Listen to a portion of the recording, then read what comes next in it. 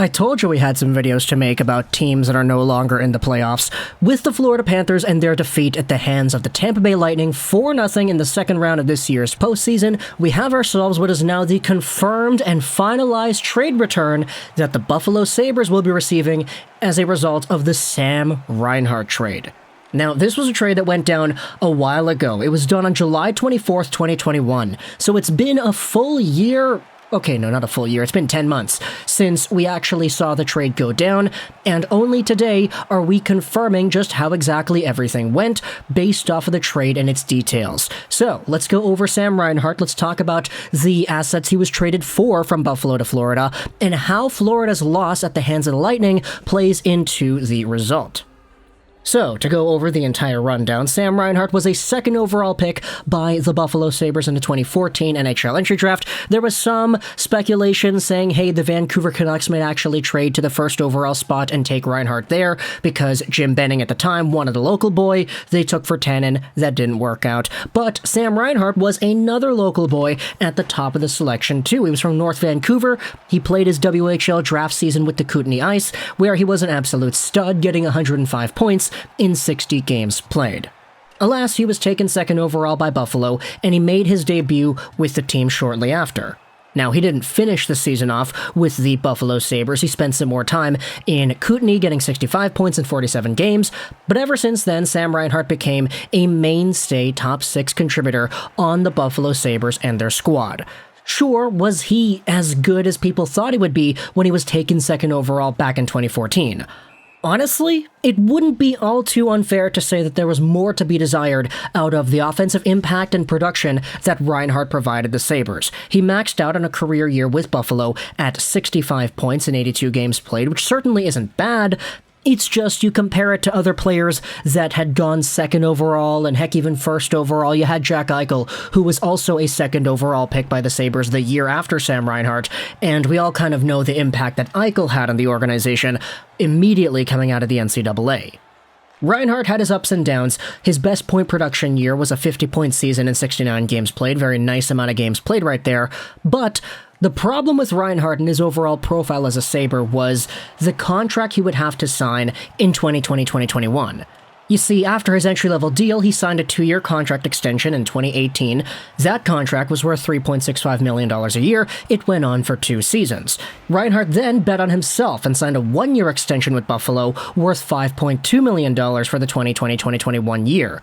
In that season, he had 40 points in 54 games played, which was a pretty big boost off of what he had been accomplishing in the previous few seasons, but there was a bigger conversation going around saying, okay, this guy just had a good year, he's worth some money, he's only 25 years old, how much are the Sabres going to be willing to give this guy, and how much is he going to want? He's been playing in Buffalo ever since 2015, and it's not really a surprise to see that the Sabres have not done all too well since Reinhart has made his debut. Is this guy going to want some more money? Is he going to want to demand a trade so that he gets signed by a team that's a lot better than the Sabres? Is this a win-win situation where the Sabres could trade the guy away, he can be a little bit happier in a new destination, and the Sabres can capitalize on whatever assets they could get because you're not trading away a UFA player, you're trading away an RFA player. There still are controlled rights that teams can have over the situation. Lo and behold, that's exactly what happened when the Buffalo Sabres traded the signing rights to Sam Reinhart to the Florida Panthers in exchange for Devon Levi, the signing rights to him, as well as a 2022 first-round pick that was conditional. We'll get to that pick in a second here. Let's just go over Sam Reinhart and conclude his part of the story. Once getting acquired by the Cats, they signed Sam Reinhart to a 3-year contract extension worth $6.5 million a year. It'll expire in 2024. He'll be 28 years old when the contract expires. And he put up a pretty good year this season, getting 82 points in 78 games with the Cats, so over a point per game. He had a 30-goal season, his very first 30-goal season in his career. He was the 3rd best point producer on the Panthers behind Barkov and Huberdeau. And, I mean, you don't really need me to go out there and tell you just how good of a team the Florida Panthers were when it came to scoring goals in the regular season. This was the team that turned Sam Bennett into a 50-point player. Mason Marchment was an under-point-per-game guy. Anton Lundell had almost 50 points in only 60 games. You had Aaron Ekblad going out there near 60 points too. Duclair nearly had 60 points. He also had 30 goals. This team was crazy when it came to its offense, and it really is surprising to me, taking a look at what happened in the playoffs against the Lightning, when almost all of this productivity just completely went away. Reinhart had 4 points in 10 games in the postseason. Again, we reviewed this yesterday. The team really did not get any sustained offensive zone time goals. Most of their goals were coming off the rush, and that's really not a sustainable winning strategy if you want to go out there and project them winning 4 straight rounds. But either way, Sam Reinhart got traded over to the Panthers, and the package in return was a good one. Devon Levi is one of the more underrated goaltending prospects in the NHL today. He's 20 years old, and he just wrapped up a really good season with the Northeastern University Huskies, getting a .952 save percentage and a .154 goals against in 32 games played. Now, we've made a ton of videos talking about Devon Levi and the performance he has had. We talked about, most recently, why he decided to stay with Northeastern for another season. The guy's only 20, so there's a lot more development time that he can go out there and exhibit. You can go ahead and check out the previous videos we have made about Levi if you want to see me wax poetic about him and his profile, but he was a goaltending prospect that pretty much got the short end of the stick here, because the Panthers, I mean, you got Bobrovsky long-term. He's going to stick around for a while. You have Spencer Knight, who was a first-round caliber goaltender, one of the better goaltending prospects we have seen in a long time. And then you had Levi, who happened to face off against Spencer Knight in that year's World Juniors, I believe. So it was kind of funny to see the the Florida Panthers and their goaltending prospect situation manifest in that way. But because Levi was the odd man out, he got sent over to Buffalo. Sabres fans are now clawing at the idea of Levi being a potential long-term starter, but the first-round pick is why this trade is now finalized. You see, the 2022 first with the condition went as follows. If the pick for the Florida Panthers was in the top 10, the pick would be exchanged with Florida's 2023 first-round pick instead. Now, the Panthers were the President's Trophy winning team, so their first-round pick in 2022 is not a top 10 pick. It is instead going to be 28th overall. Because it fulfills the conditions, it will be sent over to Buffalo. Because the Florida Panthers were eliminated by the Tampa Bay Lightning this playoffs, you now have yourselves the official wording that that pick will indeed be 28th.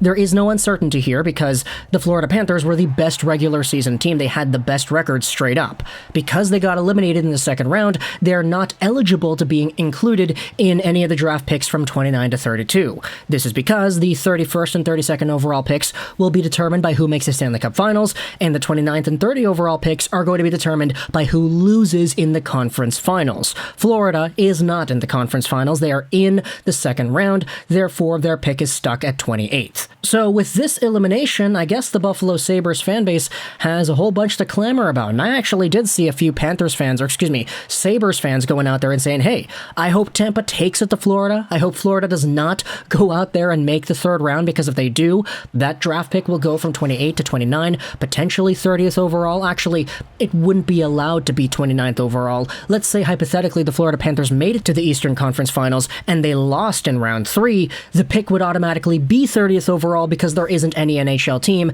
that would have had a better record than them in the regular season, and that team would instead get the 29th overall pick. The conference losers is determined pretty much by point standing in the regular season as well. It's the Stanley Cup finalists whose draft picks are determined by whether or not they win or lose. So for Florida, you have yourselves the 28th overall pick. It is now in the hands of the Buffalo Sabres, and this tweet from Cap Friendly kind of sums everything up nicely. With the Panthers having been eliminated from the playoffs last night, the Sabres now know where they'll be picking with all 3 of their 2022 first-round picks.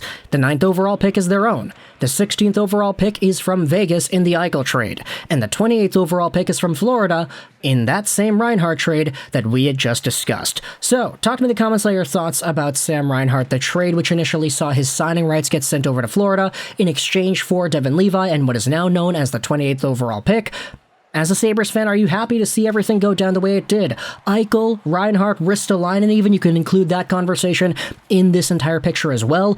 What do you think about your 3 first-round picks in this year's crop of players? Do you have anybody in mind that you would want the Sabres to target in these spots? Let me know in the comments all your thoughts about the prospects, and if that is not the case, would you rather see the Sabres go out there and maybe trade these picks in a package for some other stuff? Maybe package, I don't know, the 28th overall pick and the 16th overall pick for maybe another top 10 pick. Who really knows? If that is something you would be interested in doing, let me know in the comments all your thoughts. There are a lot of options here for the Buffalo Sabres in terms of the picks they have, and the fact that they had themselves a good goaltending prospect on top of that definitely makes the pot a little bit sweeter. Let me know your thoughts in the comment section below. I hope you enjoyed this British 99, and bye.